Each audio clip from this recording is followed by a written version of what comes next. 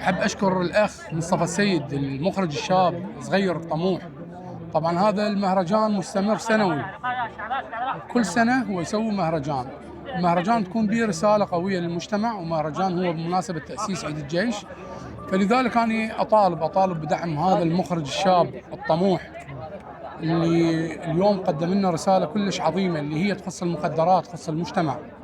نريد منك كلمة للشباب عن مثل ما شفت العمل المسرحي، فنريد كلمة منك للشباب.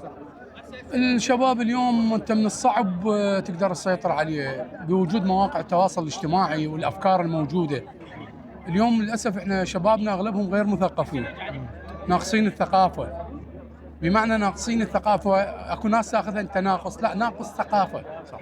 اليوم الانسان لا الدراسه ثقفه، ولا الاب ولا الام ولا كل شيء، هو يثقف نفسه. ايديولوجيه الانسان هو يطورها.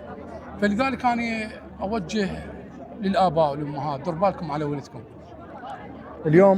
اليوم احنا نعيش ذكرى حلوة، هو عيد الشرطة، ونريد كلمة منك لهاي القوات الأمنية.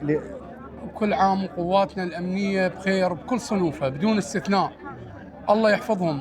احنا بجالهم اليوم واقفين هنايا، وطلعنا وسوينا مهرجان بجال هاي القوات الأمنية.